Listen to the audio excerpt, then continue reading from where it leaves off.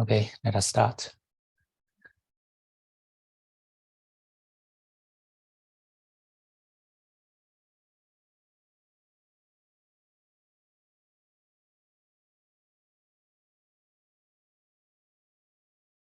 Now adjust your body posture.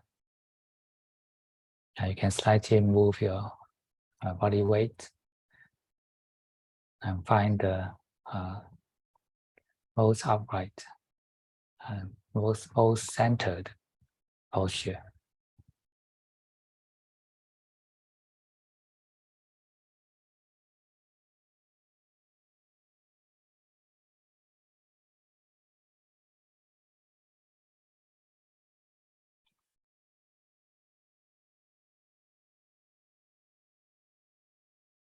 Set the middle axis of the body straight.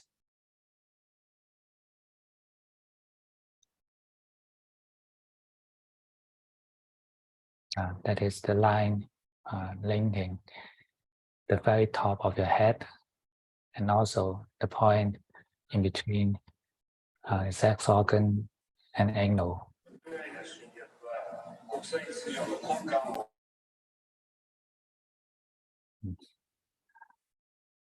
And this is the middle axis, middle pillar of the body.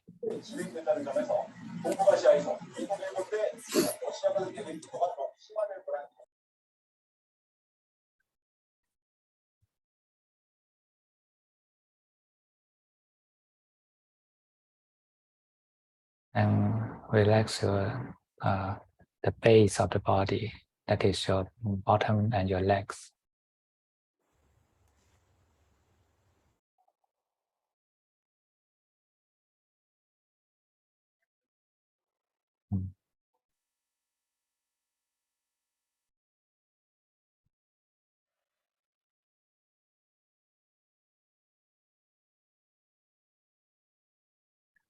Relax it so that your base will be touching the ground in the biggest possible surface.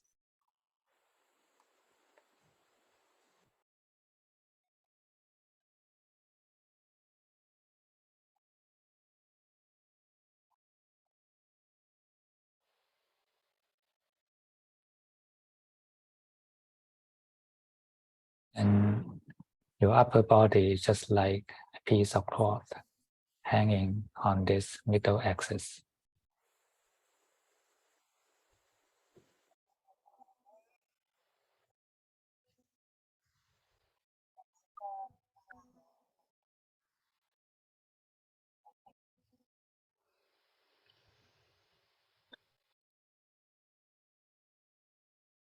For those who have a habitual forward head, you can try to draw back your face.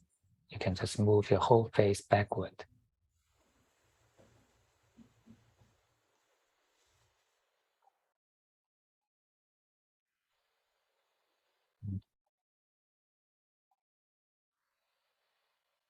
Open your chest.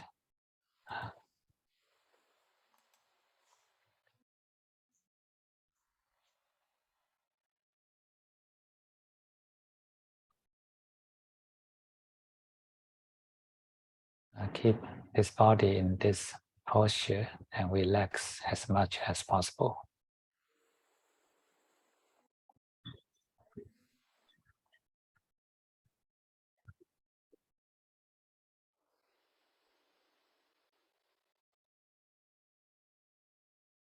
Let this body relax with the rhythm of breathing.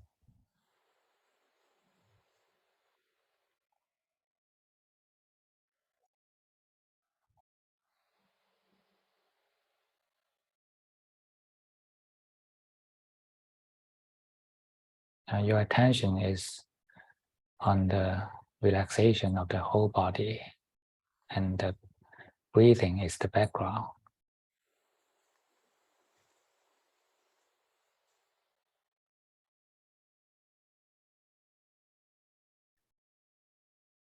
Your attention is placed on the relaxation of the whole body, and breathing breathing is the background music.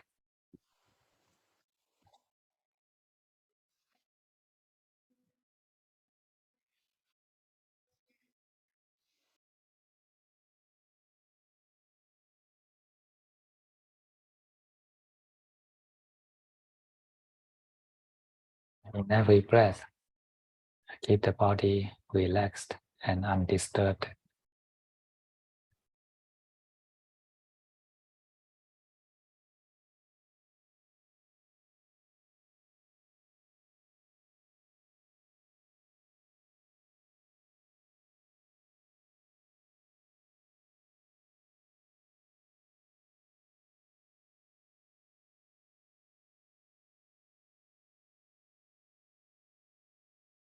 Such non-disturbing attitude is very important.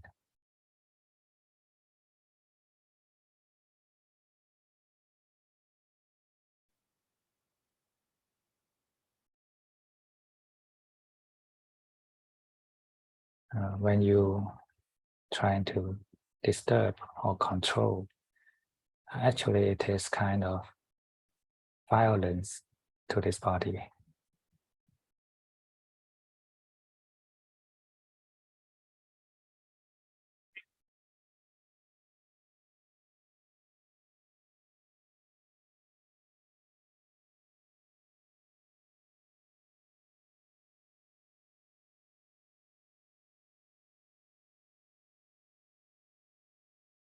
And we should always keep our attitude non-violent.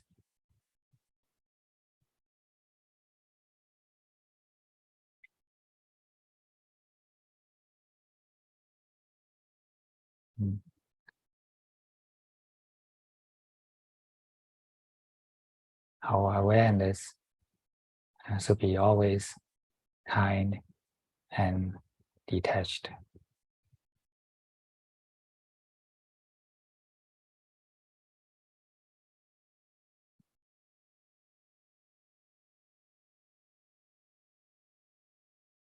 Always combine this attitude with your awareness.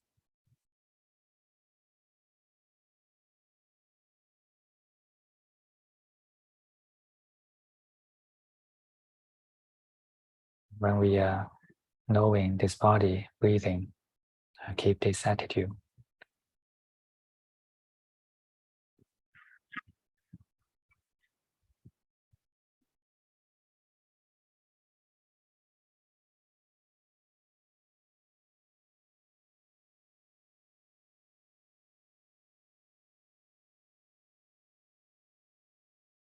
Allow this body to breathe itself.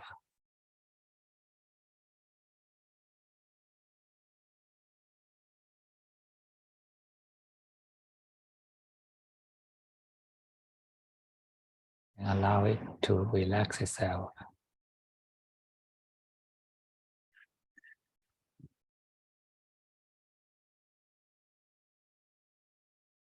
When we keep our attitude kind and non-disturbing, then the body will settle down well.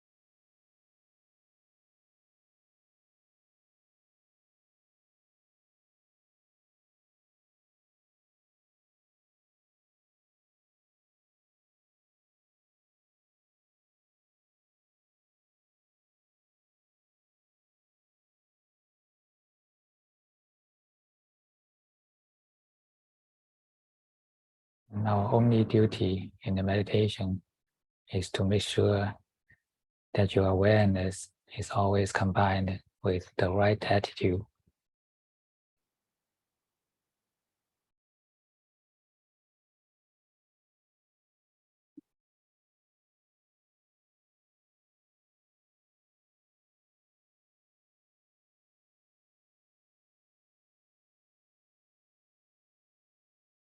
The object that you are knowing is not that important.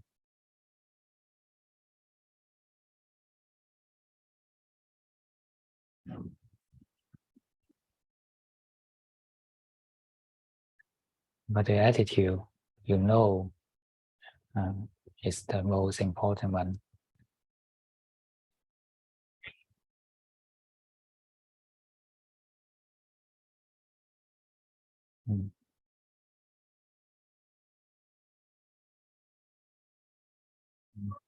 That means what you are knowing is not as important as how you are knowing.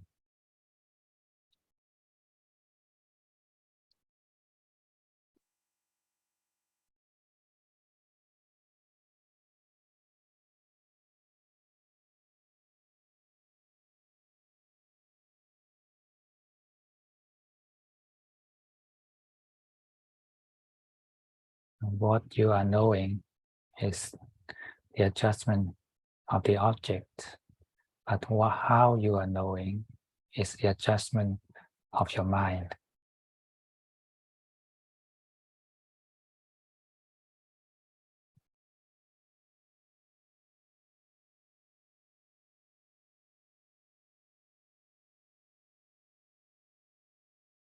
Meditation is the cultivation of mind.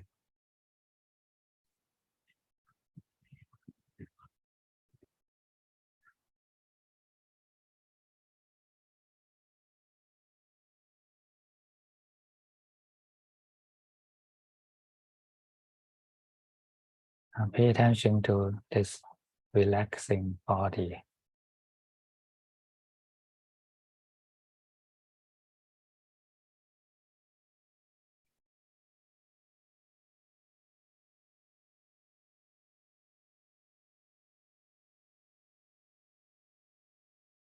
Simply know it with the right attitude.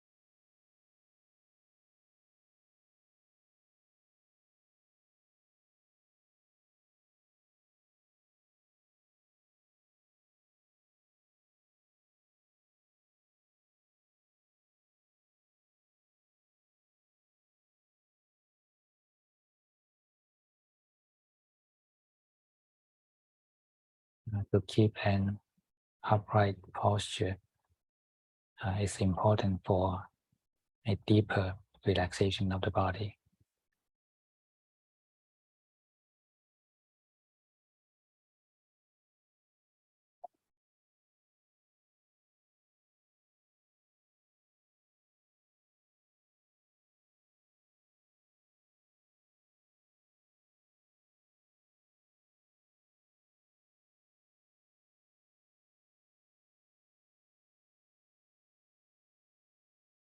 Maintain your upright posture and allow the body to relax as a whole.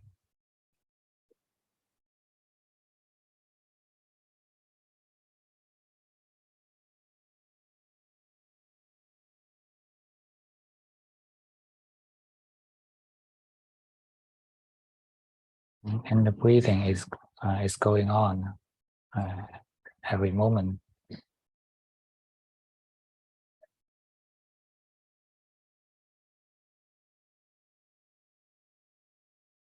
It is the pace of the body.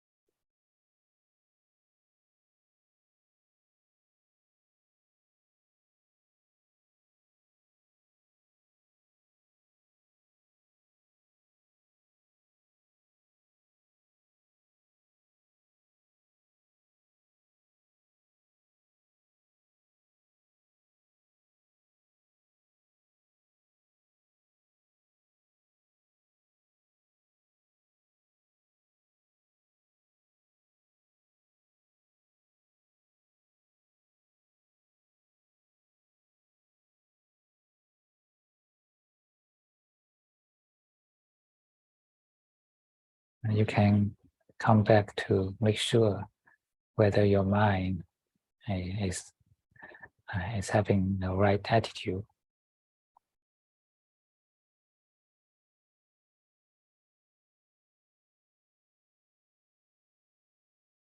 Because this is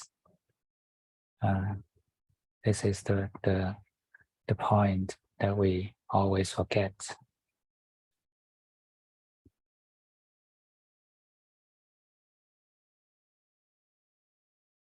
Once we know, we pay attention to the object only, but forget how this subject is.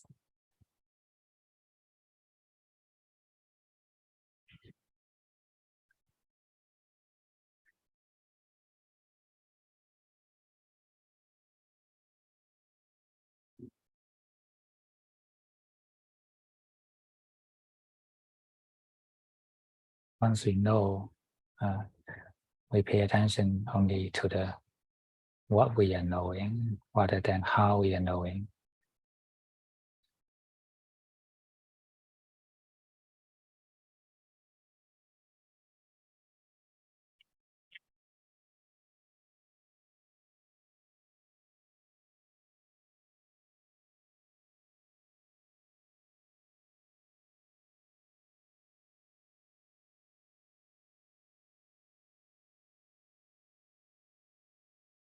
And remember, how we are knowing is more important than what we are knowing.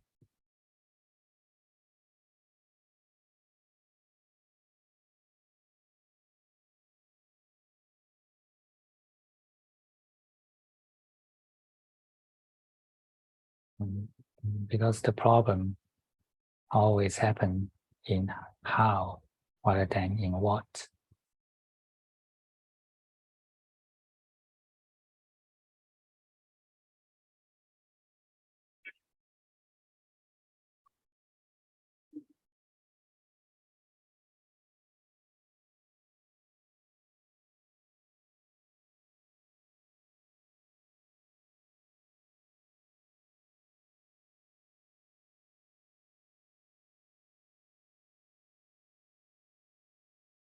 So in this stage, what we are knowing is this relaxing body.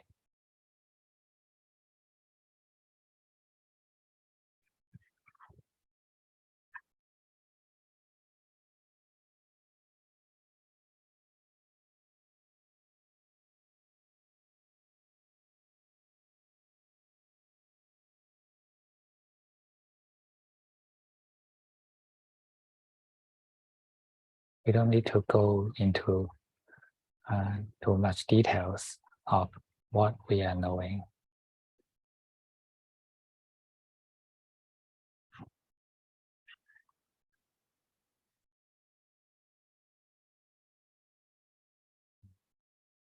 And make sure the right attitude that you are knowing.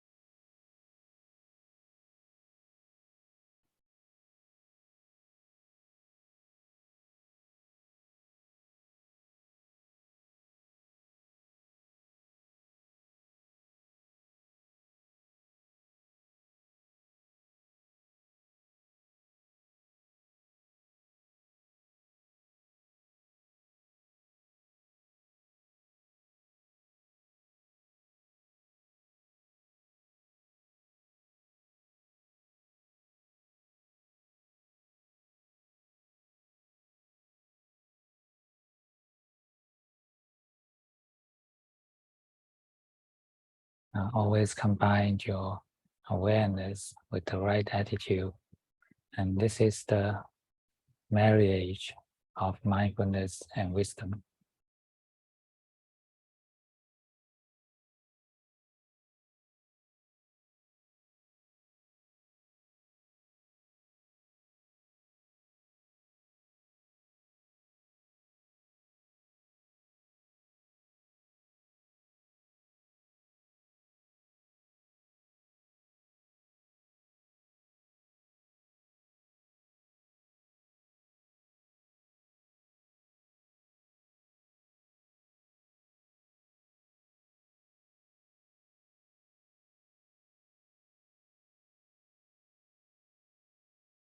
Just keep your right attitude while you are knowing, and the nature will relax your body and breathing.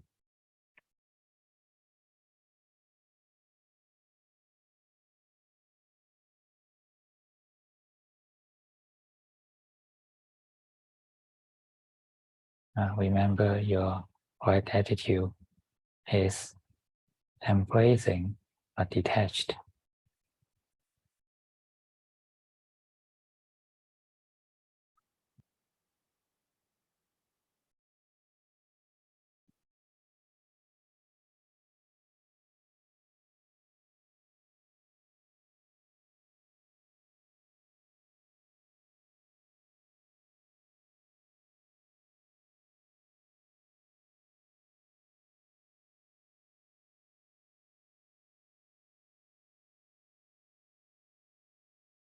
It should be always kept in this beautiful middle way.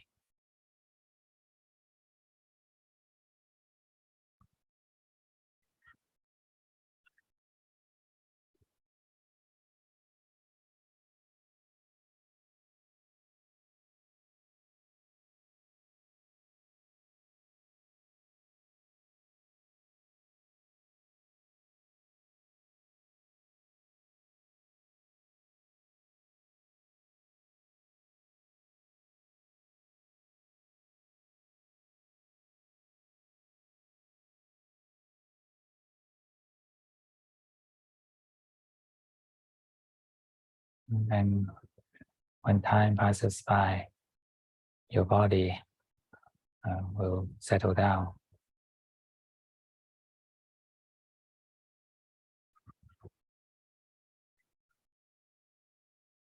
And there's nothing you should do, you need to do, and you just witness with the right attitude.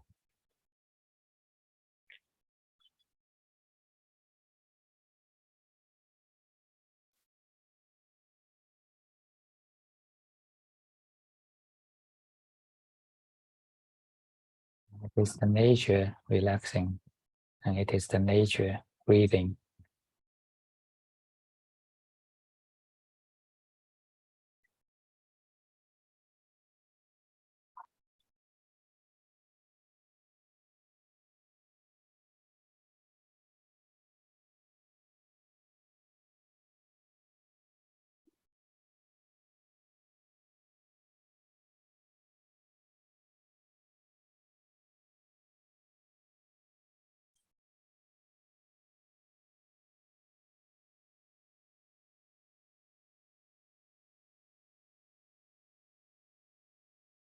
When this body is relaxed and stable, then now we can pay attention to the area of the brain.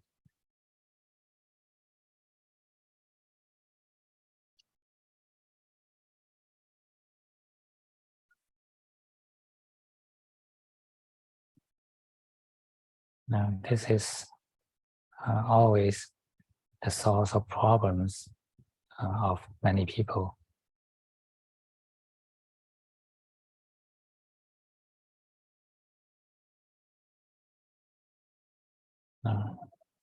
Most people are overusing the brain in the day.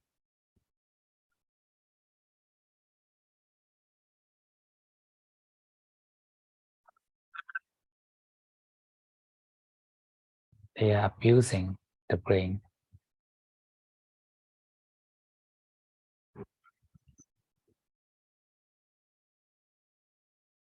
And now let's be kind to this brain. Let it take a rest.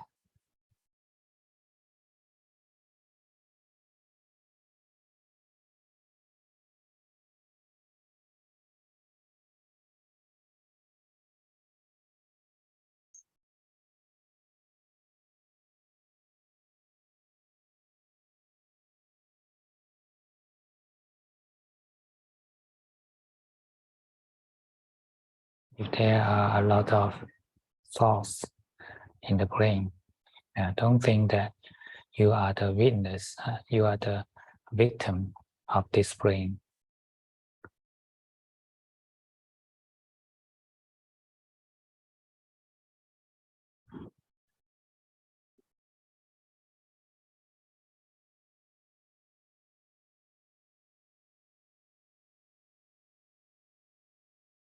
The fact is, the brain is the victim of your defilement.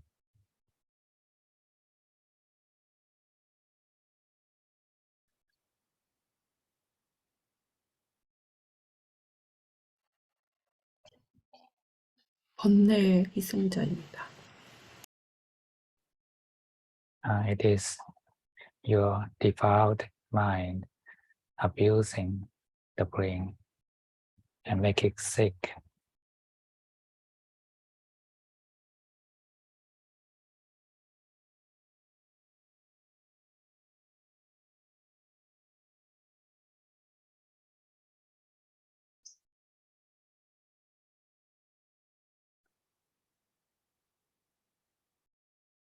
And we should say sorry to this brain.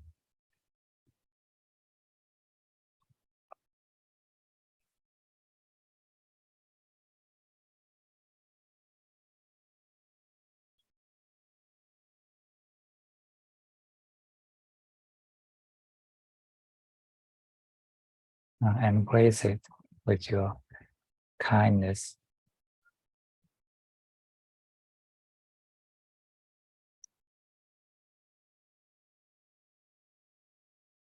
And detach from it with your wisdom.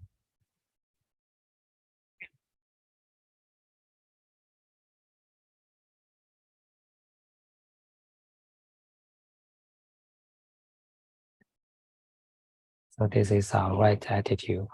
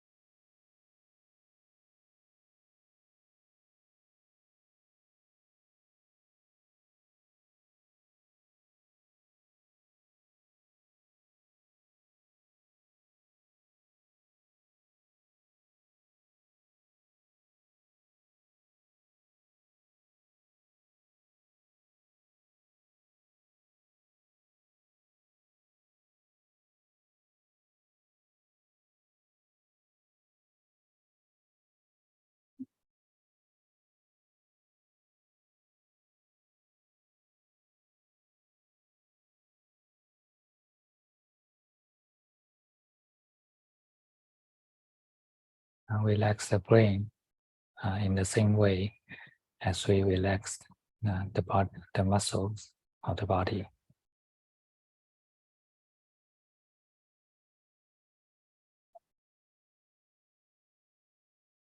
Just keep it relaxed, unused.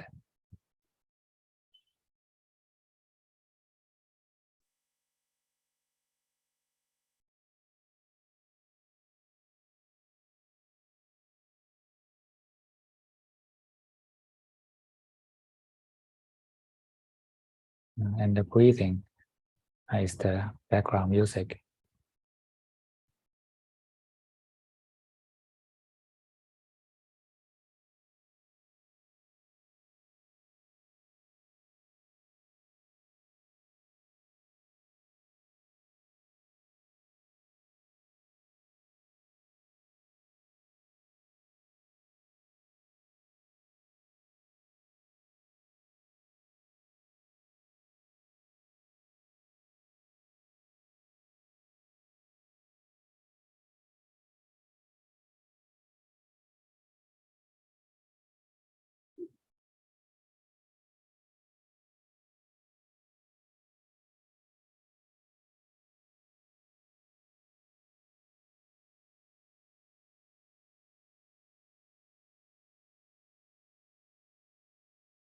Remember, you are not the brain.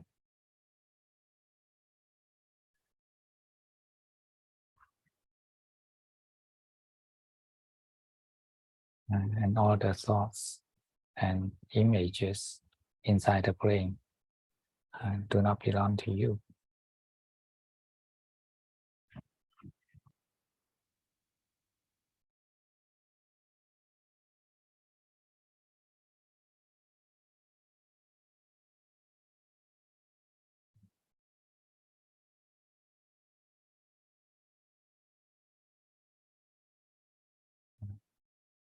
No matter what kind of thoughts happen in the mind, just make sure that you are having the right attitude to know.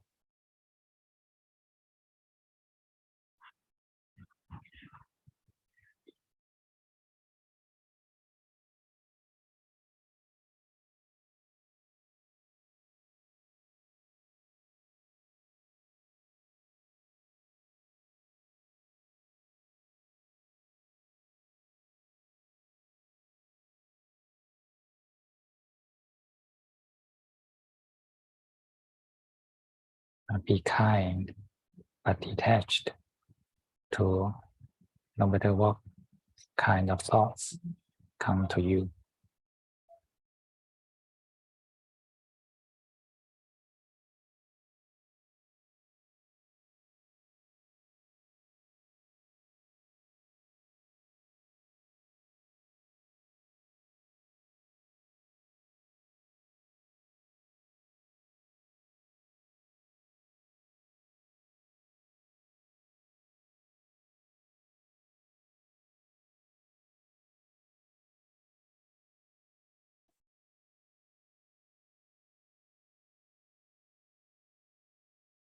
You have nothing to do about the thoughts. Just allow the nature to relax the brain.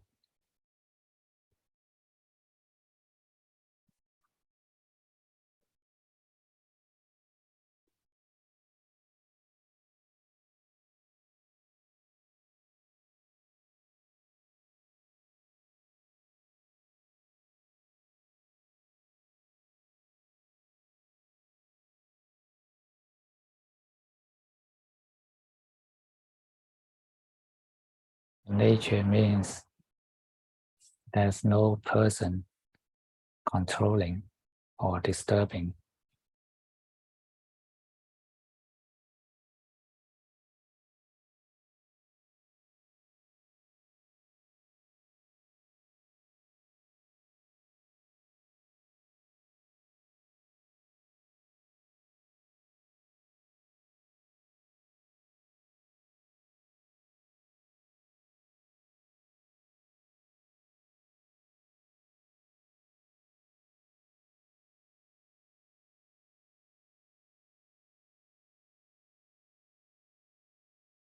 And once you think, the nature is no more.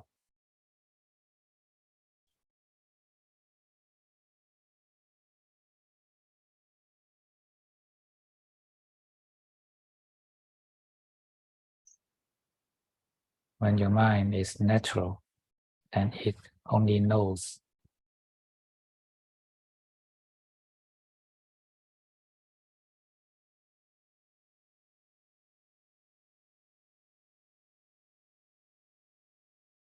Know this relaxing brain with your right attitude.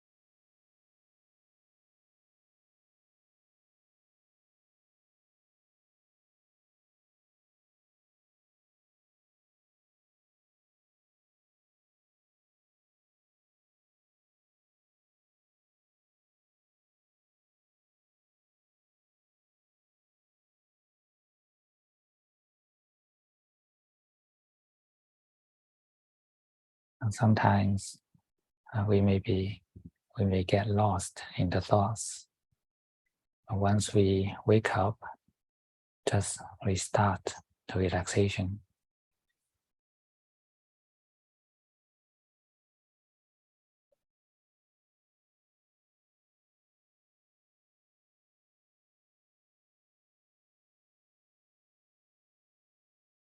The past is no more. The only existence is the presence.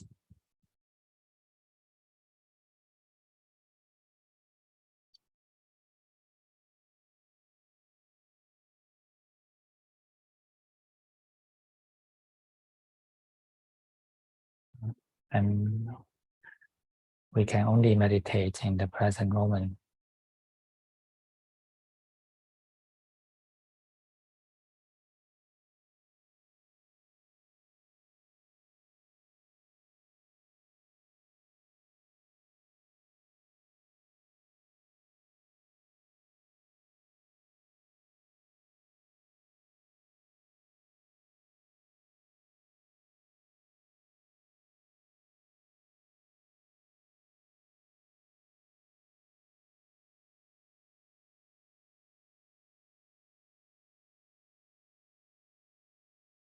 Keep your brain relaxed at the present moment.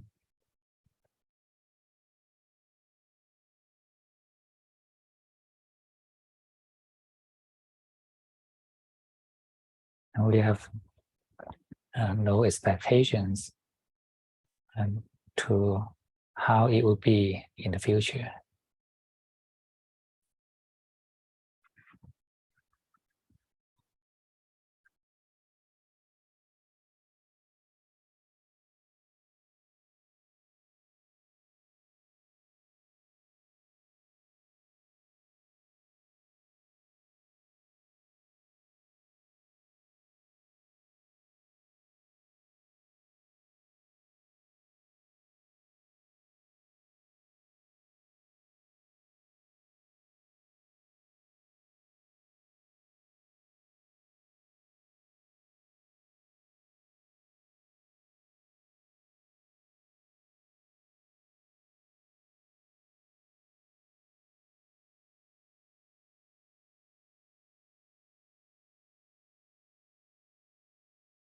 Awareness happens only in the present moment.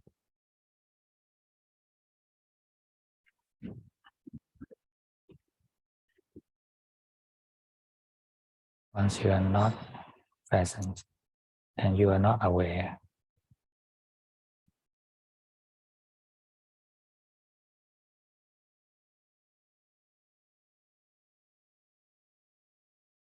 and you are deluded in the past or the future, which are all concepts.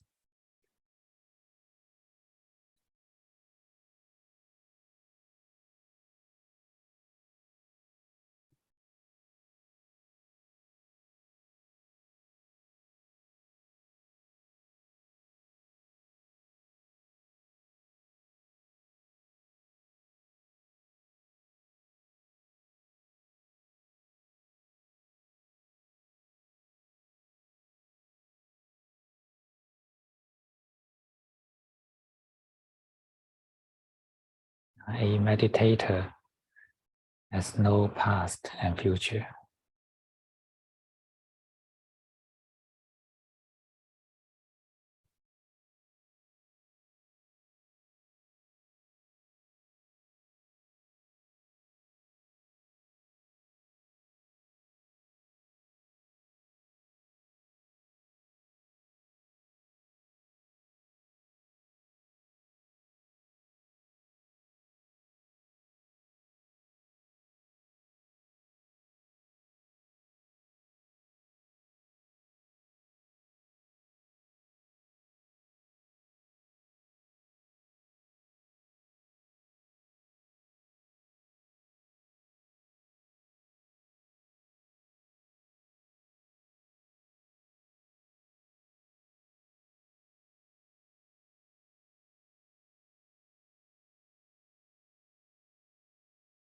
You can feel deeply into your brain to see whether there are some activities, subtle activities inside.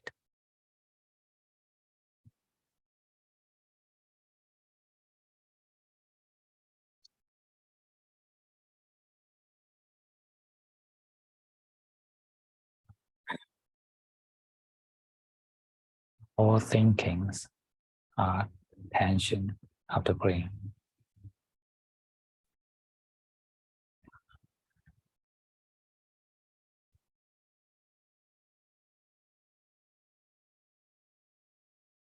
When you feel some tension deep in the brain, and just dismiss it.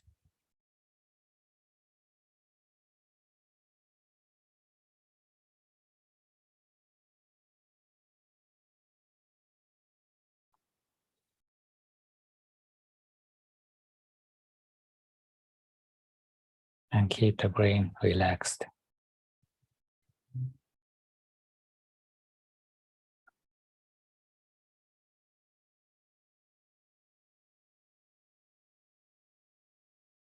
Maintain such relaxation with your awareness.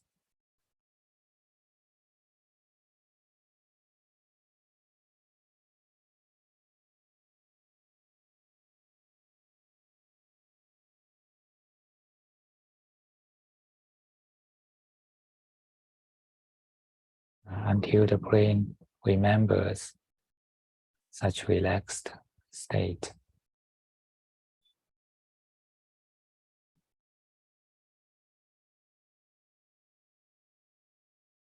Then you can let it be natural.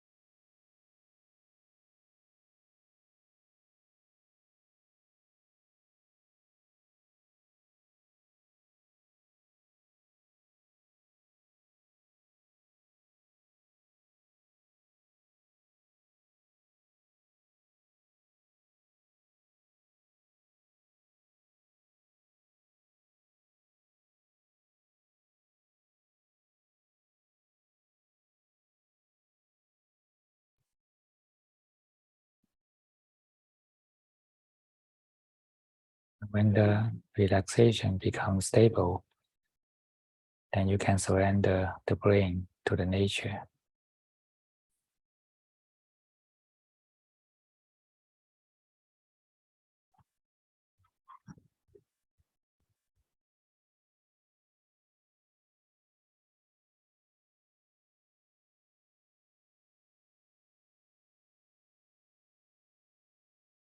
And just make sure you are knowing with the right attitude.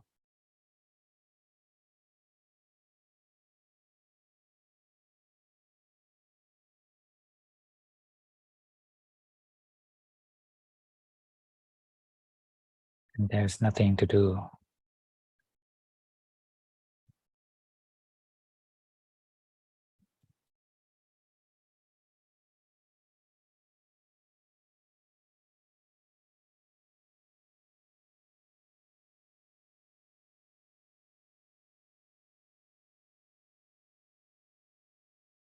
Knowing is not a doing, but concentration is.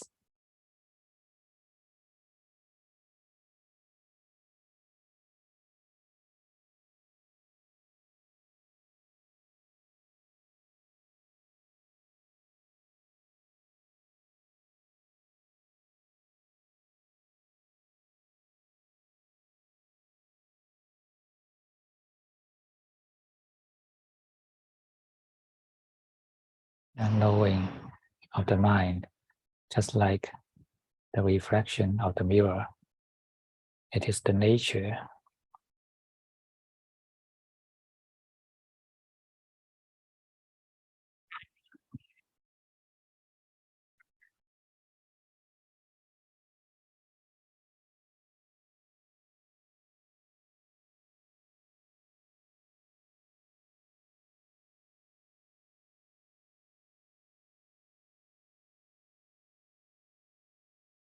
After the brain is settled down, then now we can gently rest your awareness into the center of your chest.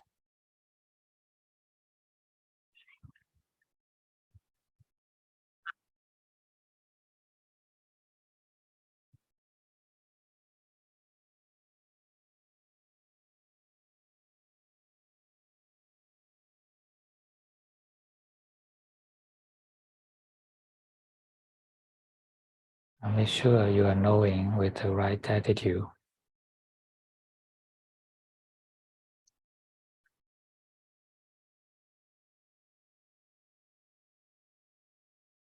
And feel whether there are emotional activities.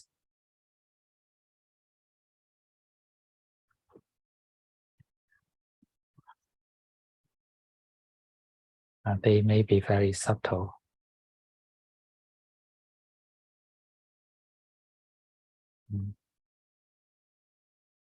Even the most subtle emotional fluctuation will give you a feeling of unsettledness.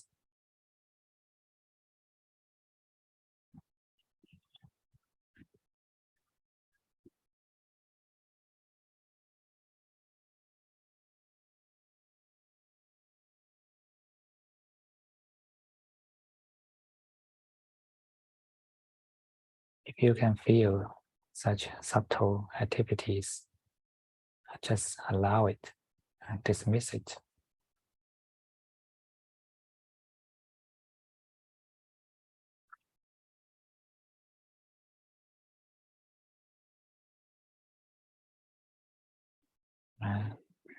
When I say to dismiss it, it doesn't mean we do a cutting action, stop it with a cutting action, but simply not to continue it.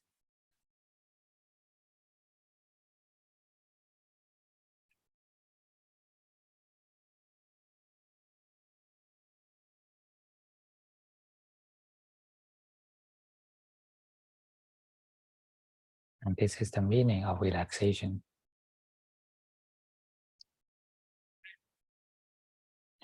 Which means stop continuing your attention.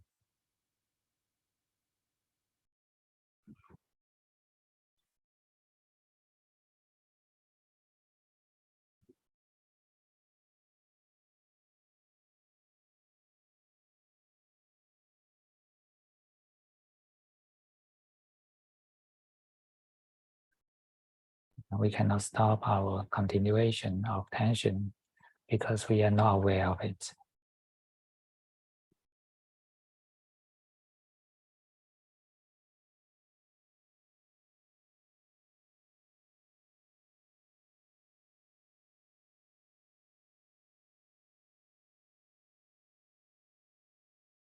If you can feel the tension, then you can relax.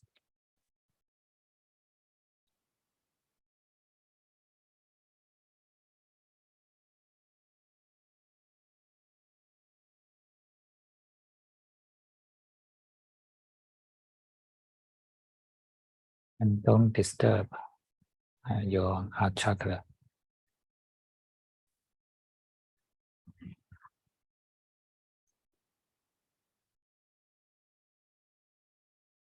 Here, the disturbance means our wants.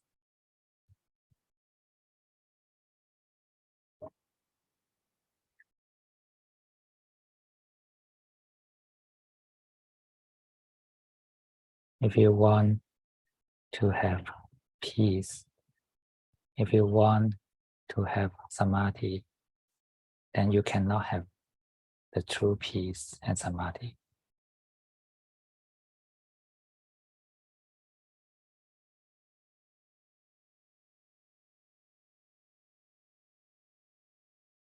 Because the true peace is the absence of wants.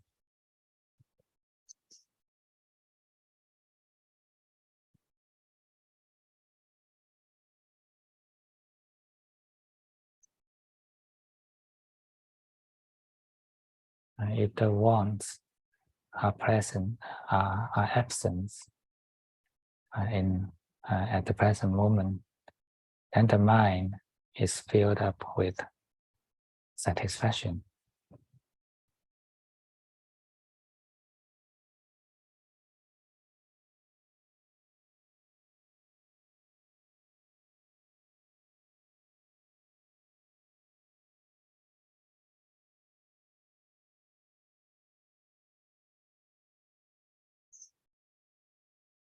Relax your mind so that it is lazy to arouse the wants.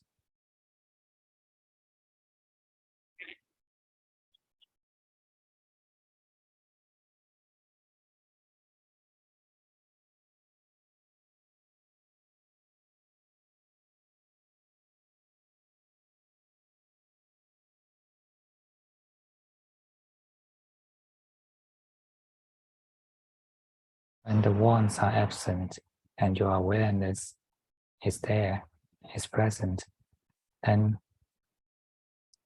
you are enjoying every moment.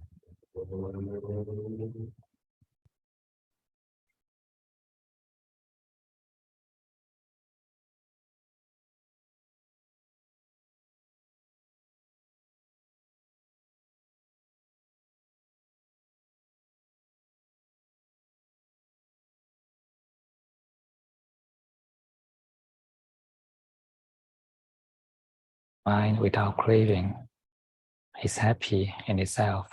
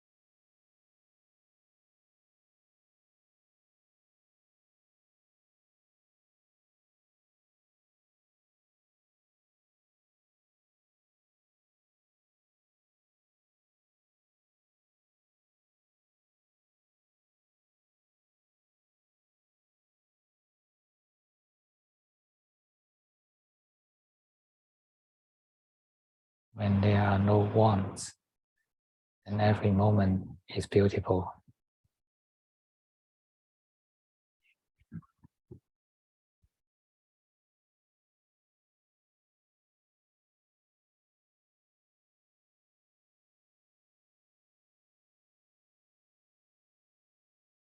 And peace is the natural state of your mind.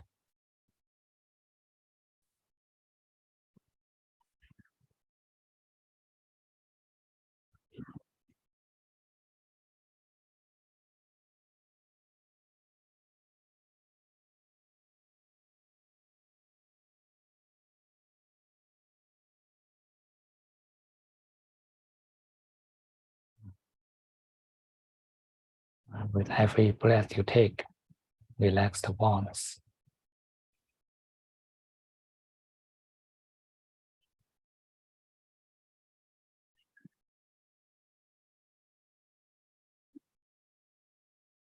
Be content to every moment in the breathing.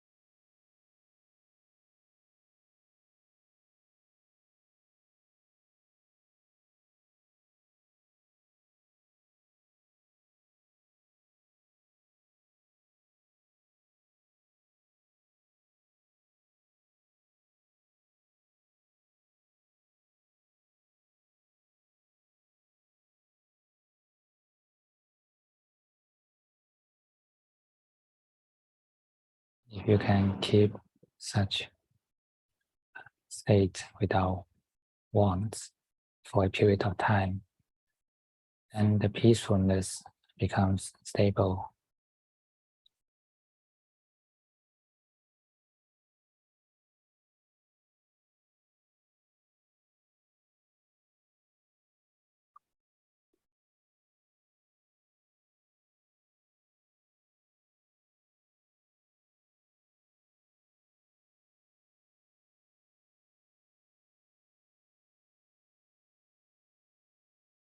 When it becomes stable, then we can surrender this heart chakra to the nature.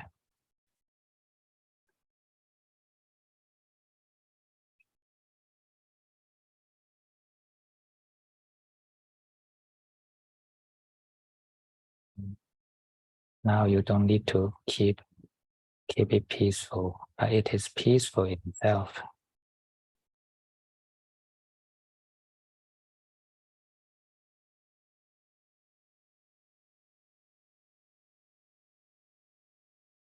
And you can simply appreciate or rejoice it.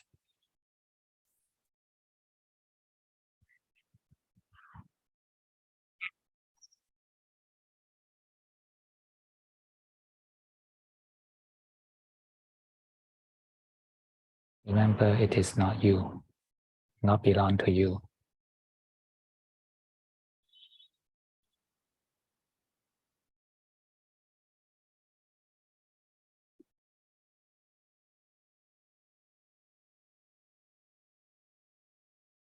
And no matter how beautiful this feeling is, it is not belong to you.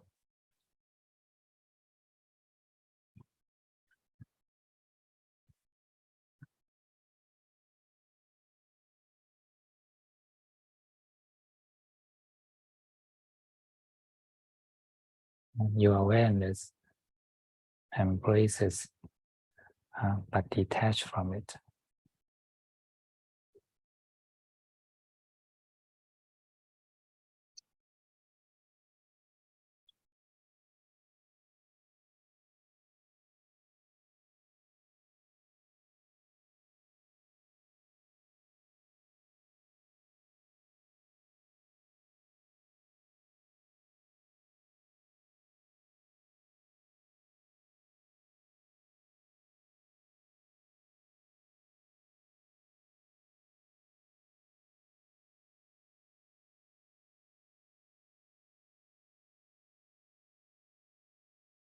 When we settle down the brain and the heart chakra, then now we can let go the whole body.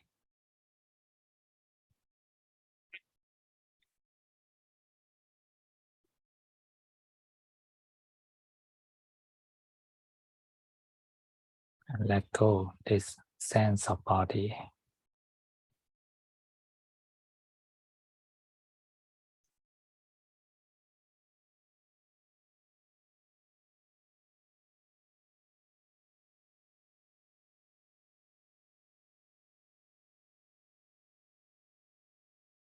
The sense of body is combined with two elements. One is the form and one is the name.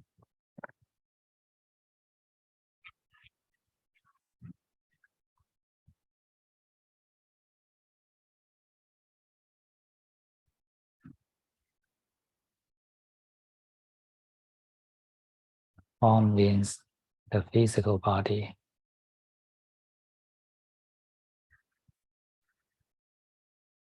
including all its energies.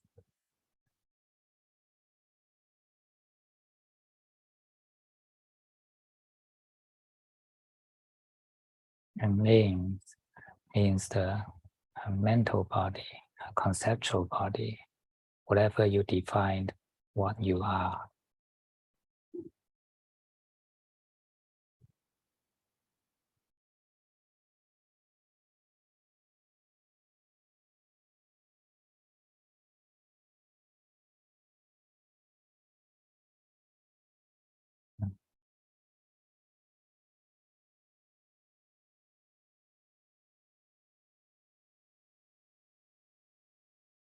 our attachment to the form and the name combines, creates the ego.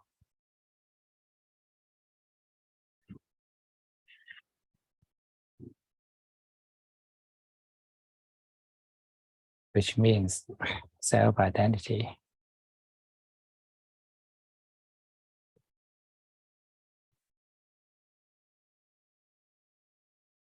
So now let us let go all kinds of self-identities.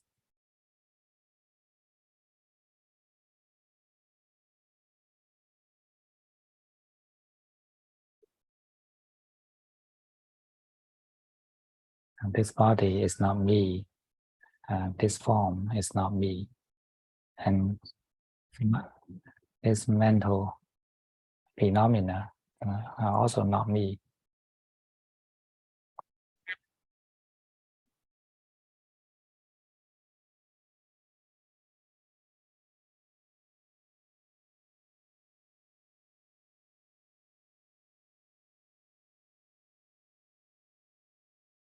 So all phenomena are not me, not belong to me.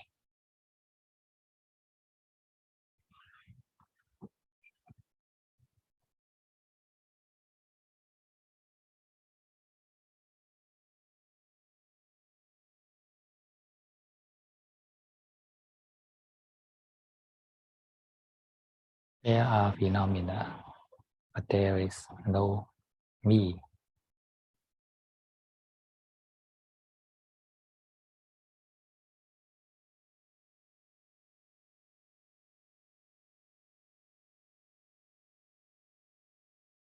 So try to witness with such perspective.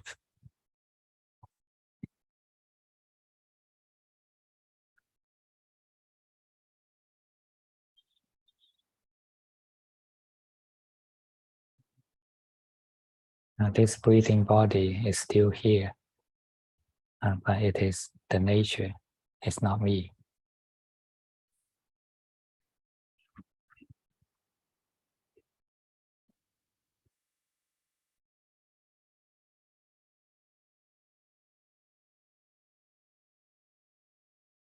And there may still be thoughts, memories, but they are not me.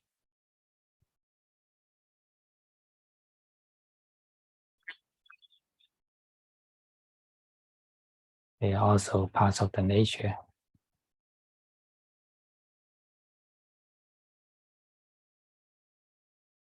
And there is the awareness, but it is also belong to the nature, not me.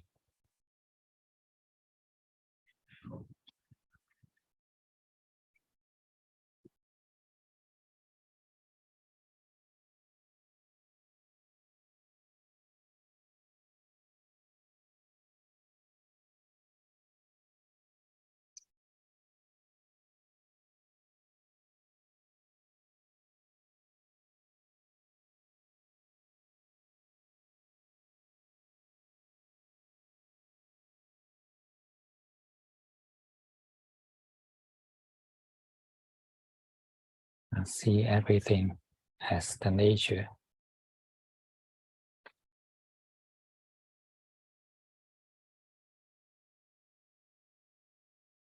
Dhamma means nature.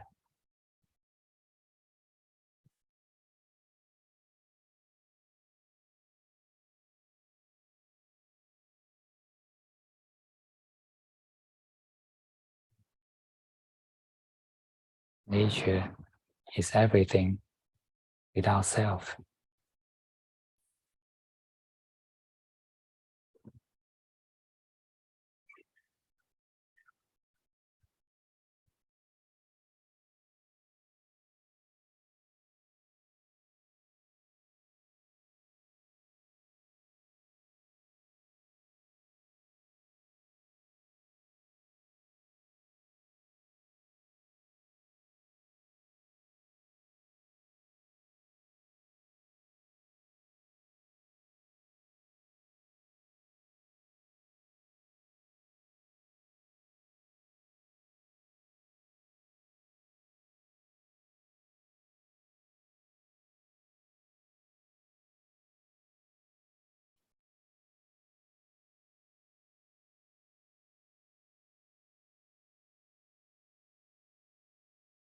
You can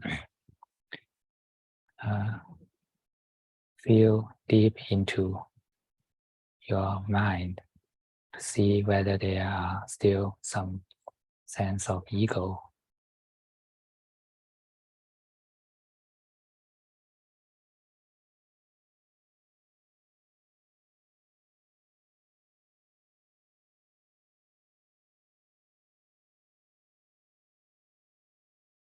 It is still possible that you secretly keep such a sense of self in the depth of your mind.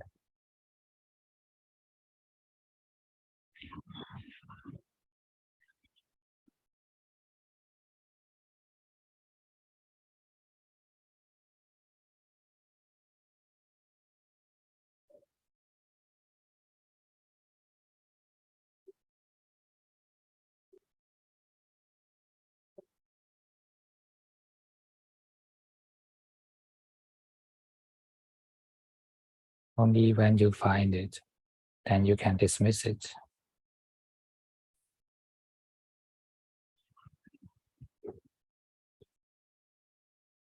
That means you stop continuing it.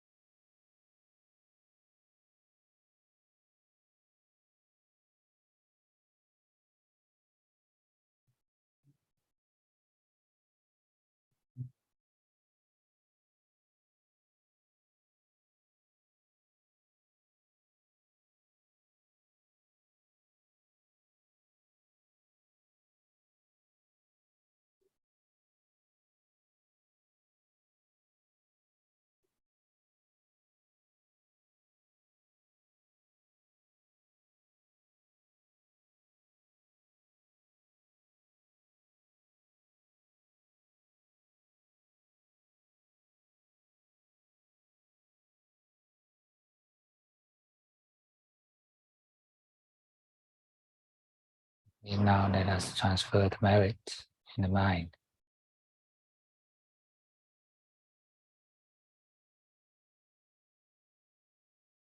이제 우리 마음속에 있는 선업을 전해봅니다.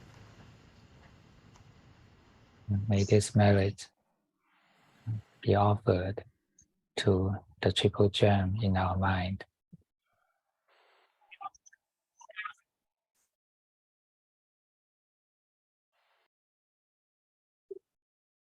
And may this mind grow in the triple gem.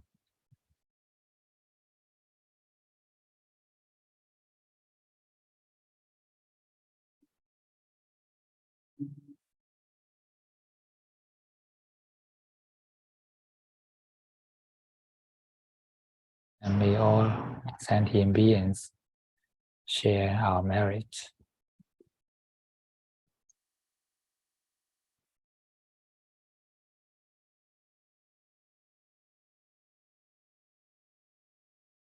And may they all can grow in the triple gem.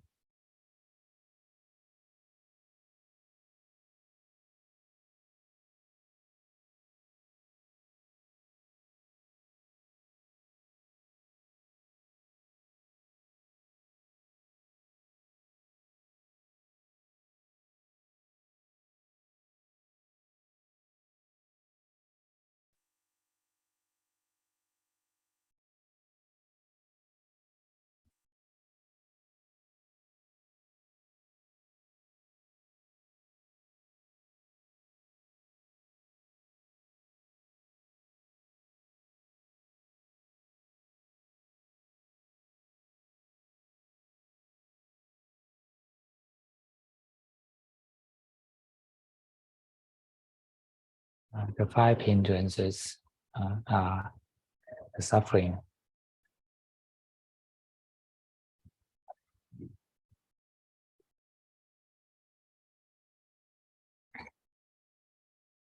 when we are caught by the sense of craving, we are just like in depth.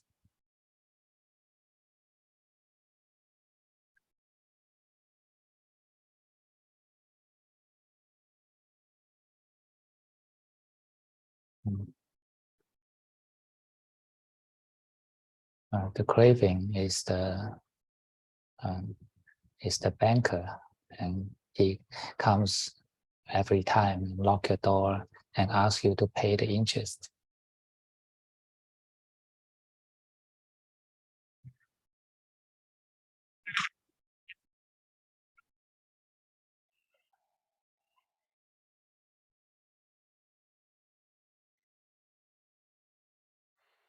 And every time you can pay the interest, or partly pay the interest.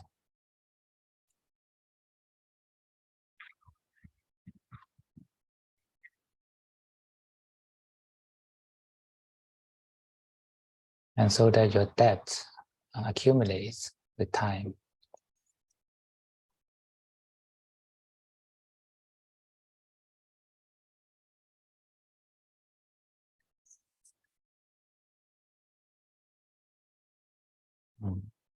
So this is the simile to sensual craving.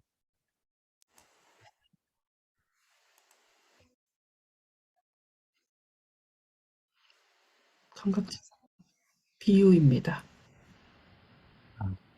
So don't think that sensual craving is something good, and it's the source of your happiness.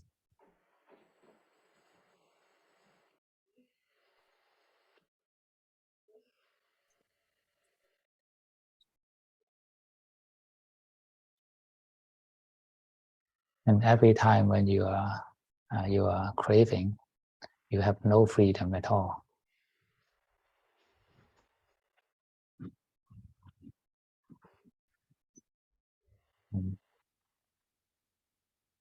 To change the perspective is very important.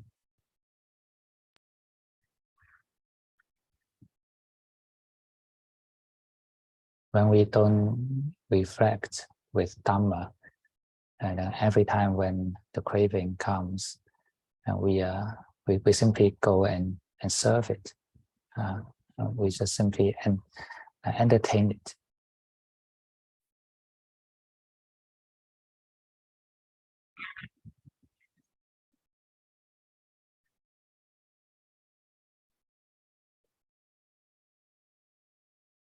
And so that your craving becomes bigger and bigger.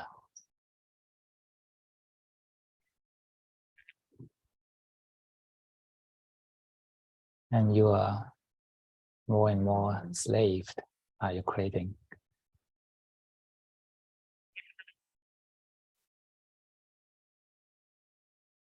And getting far away from the true happiness.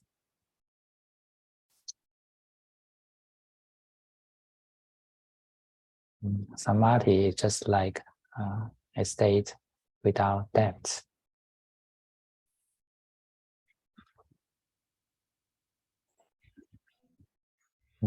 When your mind is not in depth, then it is content in itself. It is happy.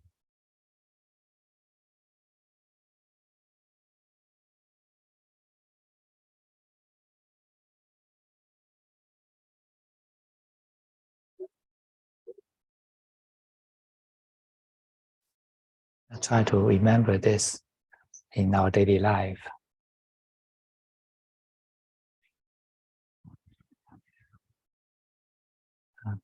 And sometimes we need to be tolerant against our old habits.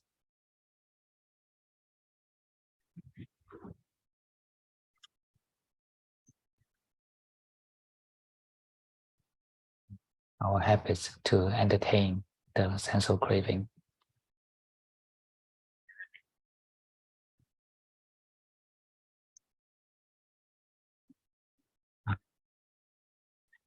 Tolerated with relaxation and wisdom.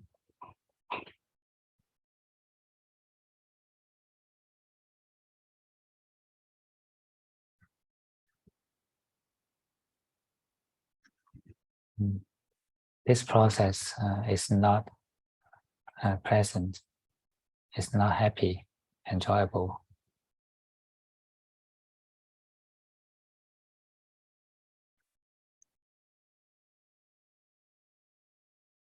But it works.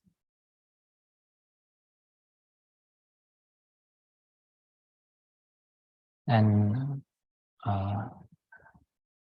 this practice, the toleration will become easier and easier.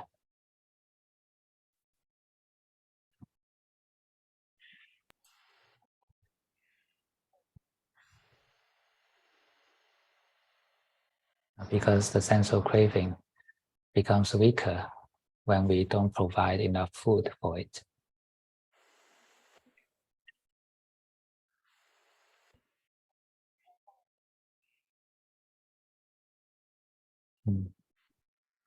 Our actions in the body, in the speech, and in the mind are the food for the craving.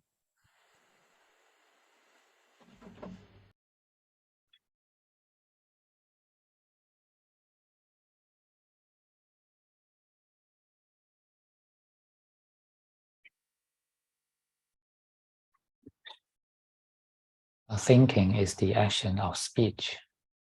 It belongs to the speech.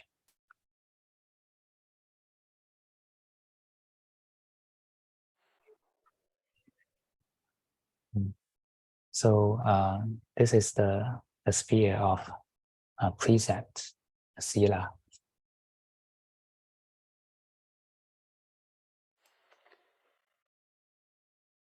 이것은 개, 실라가 개.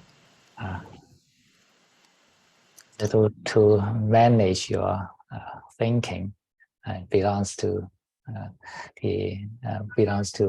precepts. Precepts K. 개, 이거. 뭐?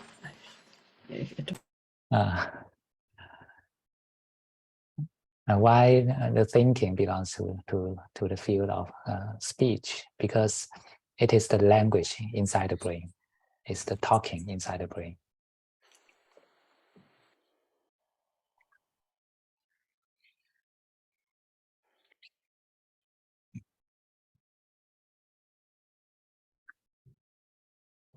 And our physical speech is just to make the voice to describe these sounds in the brain.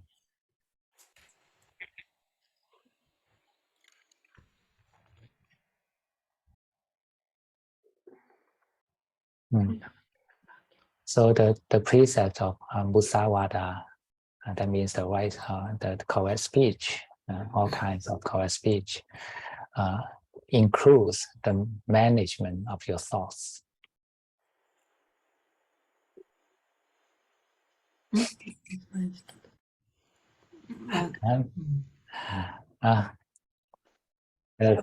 That's one of the 5 precepts. Is about our speech. We should speak properly, correctly, no lies and no meaningless chatting, etc. And this right speech is actually the management to your own thoughts.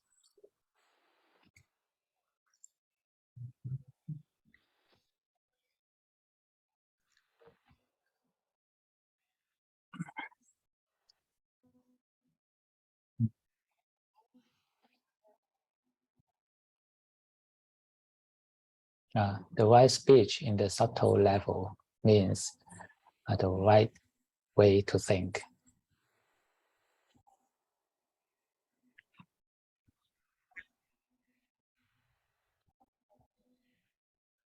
Because the content, the thoughts are the food for your defilement.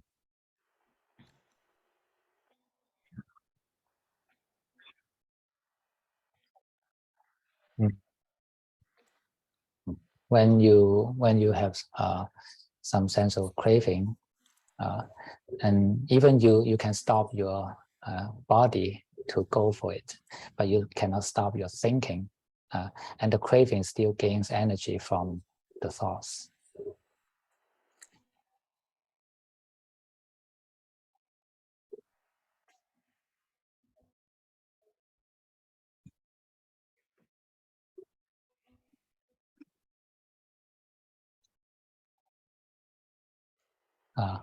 So with the practice of precept, once we know that we are thinking something unwholesome, we should stop it.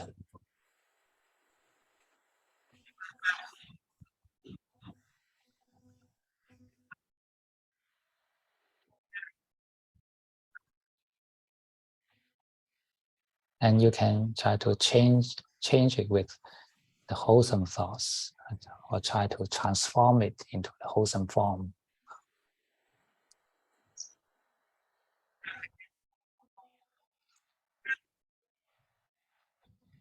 건전한? 유익한. 유익.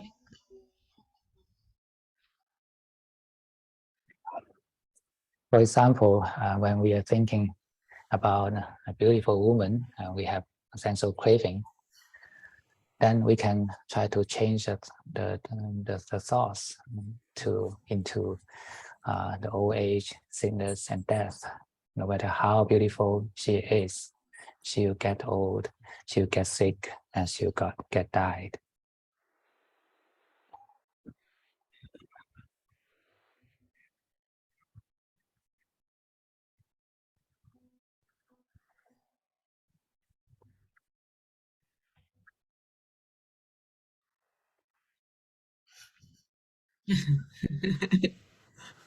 This is the management of thoughts or speech.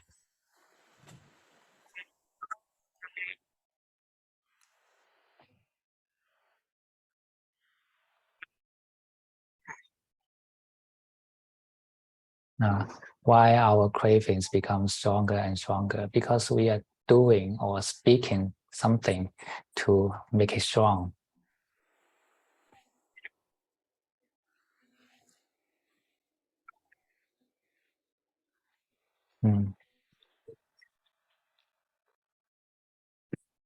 And precept is to cut off the food supply for the defilement.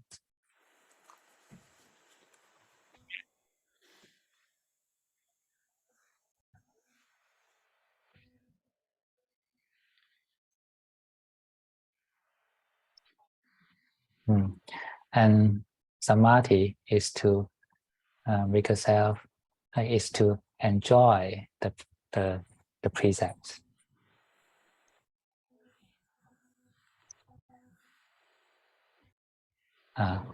With samadhi, when you are observing the precepts, you are not simply forcing yourself to observe the precepts, but you can enjoy the precepts, enjoy the peace of precepts.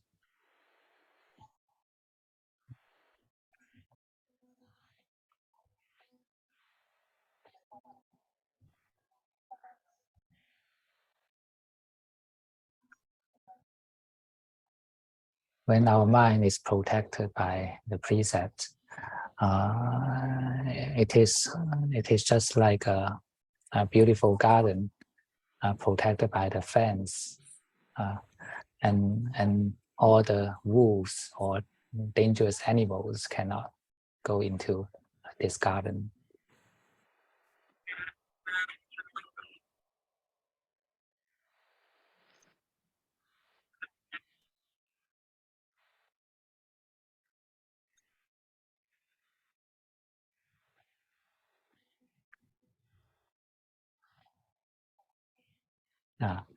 So if we simply focus on building the fence, it is a work. But when we build up the fence and we also cultivate the garden, and we can enjoy the beauty of the garden.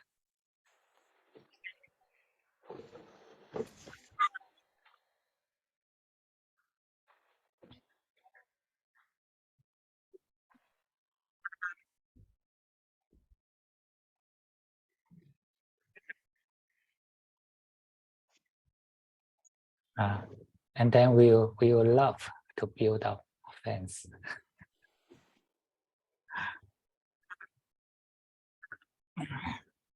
uh,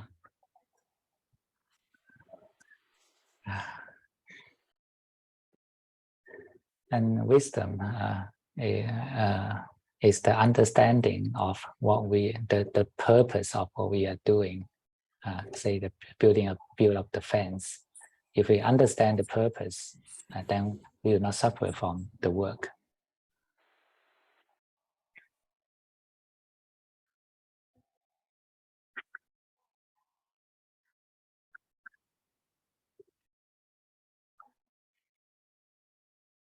Precept without wisdom is a blind precept.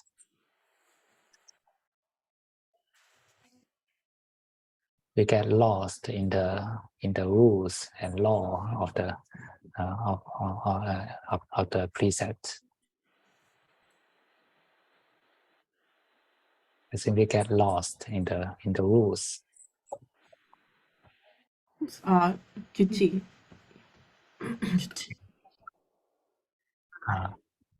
And we may investigate very deeply into every rules. For example, not to kill. Then we will try to define what is the meaning of killing, what is the meaning of life, what is the meaning of everything. Let's just go into the details of the rules.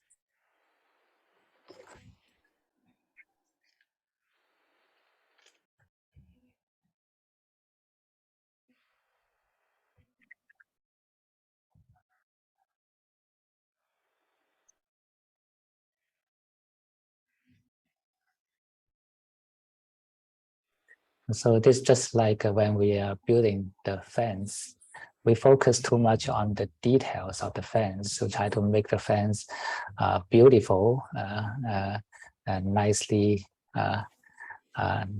arranged and look fine. But we forget the purpose of building fence.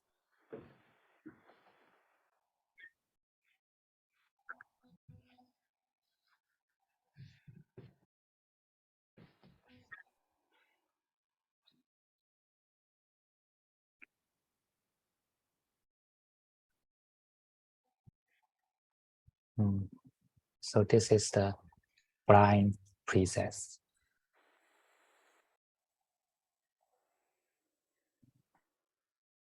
So if we know the reason that why we are building up the fence, and we will not stop in building the fence. We also cultivate the garden inside.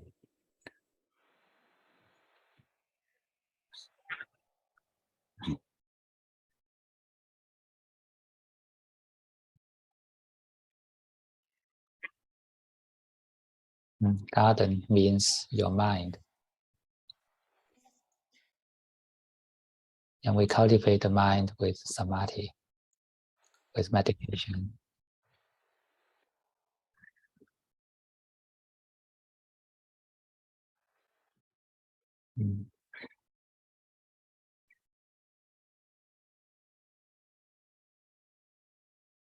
It is very important to emphasize the precept at the beginning stage of our practice.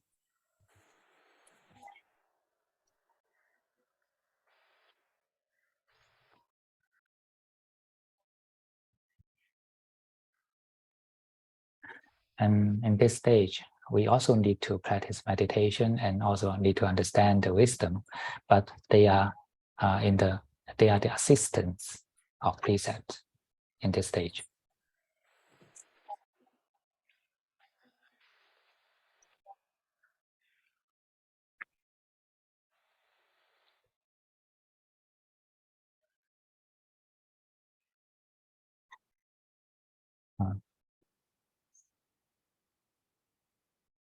Because if you don't build up your fence, then it is very dangerous to build your garden because it has no protection.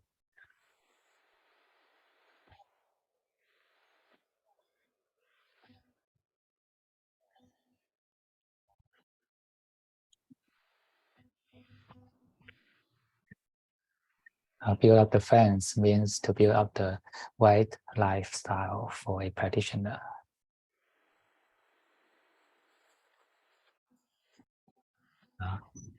To build the fence means the building of a precept or lifestyle of a practitioner.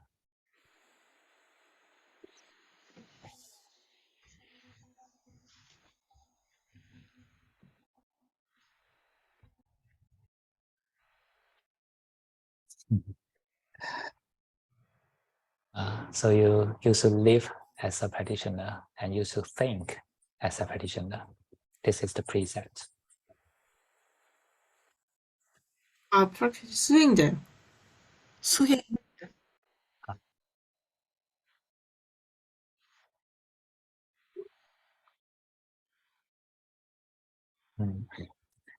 And this is the fence of our mind.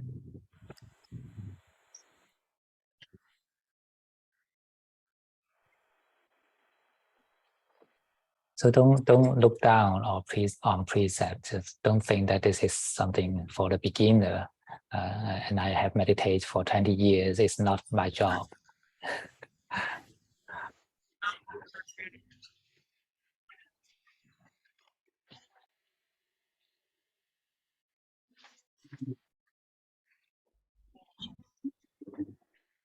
I can tell you that most of the practitioners or even the monks ordained for many decades, it's not that their fence is not that well built.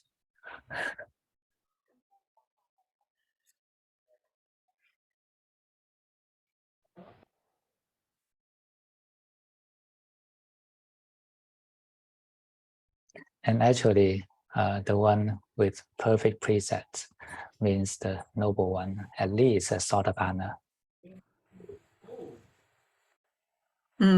그래서 이제 자연스럽게 얘기하자면 이제 완벽한 계를 가지고 있는 사람은 이제 성인입니다.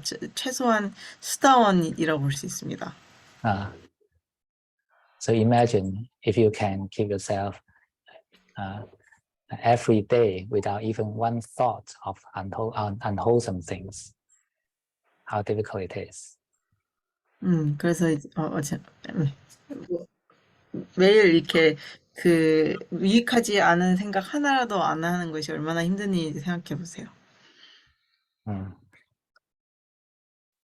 So focus on your precepts before you are Sotapanna. 그래서 이제 수다원이 되기 전에 이제 본인들의 계에 집중하세요. But in order to perfect our precepts, we also need the help from meditation and wisdom.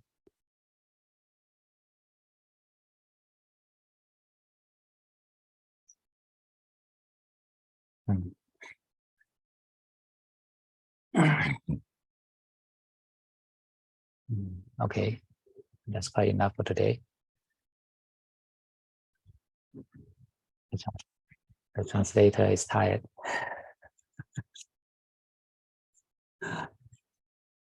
Okay, Timothy. Yes, please unmute yourself. Yes. Yeah. I have a question about vaccinations. So about sorry? Vaccinations. Vaccination. When we're getting sick, like a COVID virus, right? Okay. So this biological form of life is trying to populate our body. With vaccination, we are thinking about killing it. We are selecting specific tool, the vaccine, and we are performing the act of killing. What do you think about that? You're asking about whether vaccination is kind of killing, right? It's like a planning and strategically doing it. Is Vinaya quote against that? Like Vinaya, is it against? Okay. There are different kinds of vaccines, right?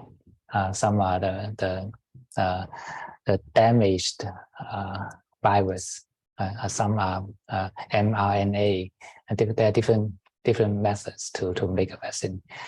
But just like the beef, the cooked beef, someone has already killed a cow and cooked into the beef, and you simply eat the beef. You are not engaged in the process of killing, right? So it's the same, and actually, your body is always killing all the time. With every breath, you're killing a lot of bacteria and viruses in your body. So who is responsible for this? All right. And so, but then I sent another question through the question form through Google, and the form I'm asking about. We have a little property land with forest, and this forest got populated by tiny invasive insects that came from Japan, and they don't exist in this environment, and there is no biological protection, so there is nothing to restrain it. And these old ancient hemlock trees are dying, and these hemlock trees, they create an ecosystem for a lot of different animals and insects. So our solution is only to vaccinate these trees with specific insecticide to kill these insects. So what do you think about that?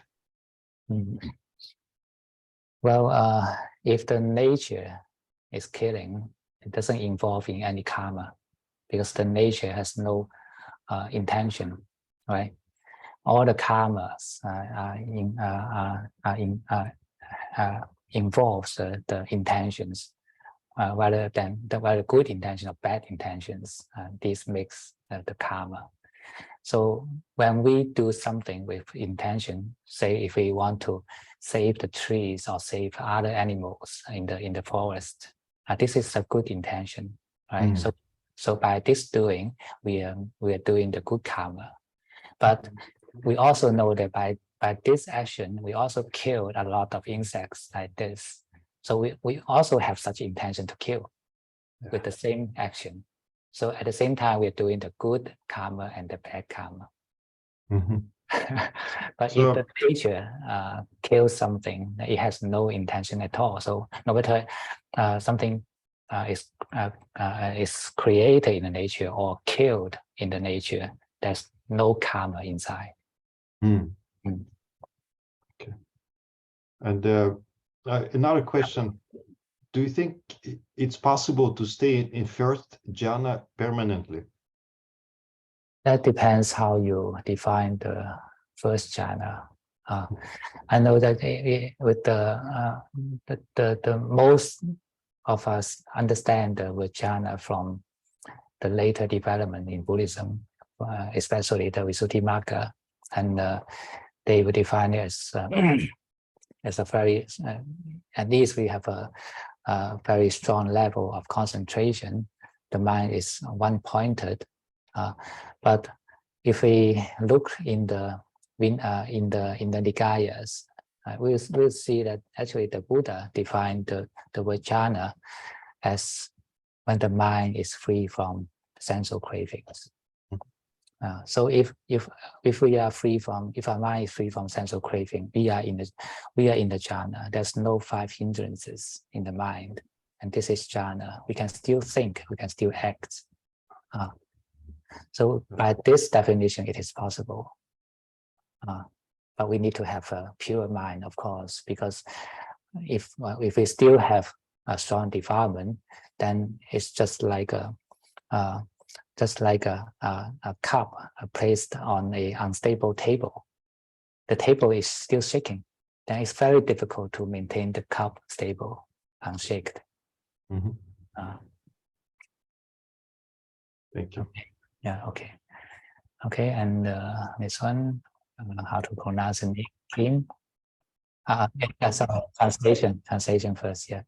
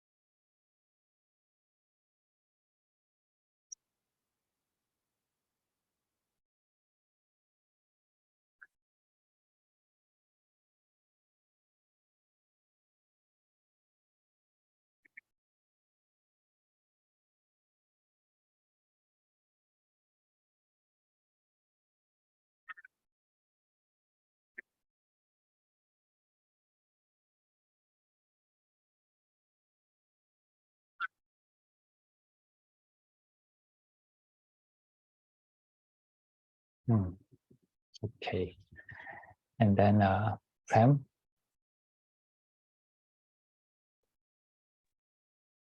Thank you, Ajahn. Thank you for making a simile between your precepts and offense, protecting your mind. It's wonderful. It's really interesting. Ajahn, my question is the number of precepts that one observes, 5, 8, 10, or 200, is a monastic. Would it be like equal to strengthening the fence or making it more tight so that you reduce the defilements, number of defilements that is entering the mind and contaminating it, and or the distance? What is the significance of the number of precepts in Yes, you're right. When we have more precepts, then that means the fence is tight. I can stop small animals to get into our garden. If we have only 5 pillars in the fence, then we can only stop those big animals, but the small animals can still go into our garden. So if we observe more precepts, that means we have a better fence. But even we have only 5 precepts, if we can observe it perfectly, it is enough for us to become a Sotapanna. Because we don't need to make sure there's no any kinds of harmful animal inside our garden before we can cultivate garden. So we can still purify our mind, even we have only 5 precepts. But according to the sutras, if we want to proceed to the Arahant level, we need to be a monastic. Right? That means we need to observe more precepts in order to prevent smaller animals get into our garden. Because for those noble ones, the high-level noble ones, they are not satisfied with the with 5 or 8 precepts. They're thinking that there are still a lot of harmful things get into our sense doors. So they want to have more precepts. So as a layperson, I mean, we don't have much opportunity to become monastic with this lifetime. 8 precepts is better than observing 5 precepts as much as possible, isn't it? Yeah. So at least you can become a Satagami, Anagami in this life, and it's very close to our final goal. And it is better than most of the monks already. Right? So just go on practice. If you have chance, you can try to observe more precepts, even just for 1 day or 2 days. You can become a mental monk, and you can observe 220 precepts on that day, if you like. You don't need to use the money, so just forget the money, forget your pockets. So just try to be a monk, wearing t-shirts for 1 day. Maybe you can enlighten to become an Arahant on that day. Who knows? Thank you, Ajahn. Thank you very much. Thank you. Makes sense. Translation.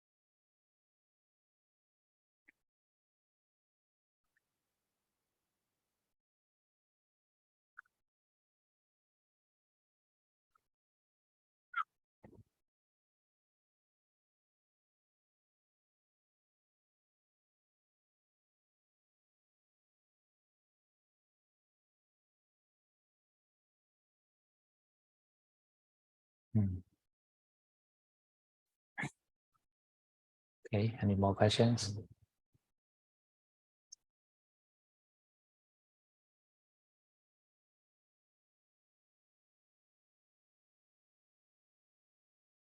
Mm, 10 more seconds.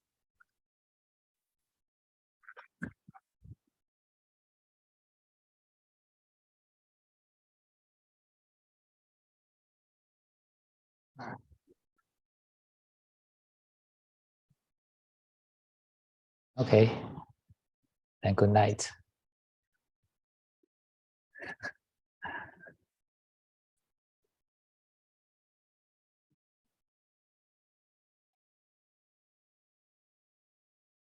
감사합니다. 감사합니다.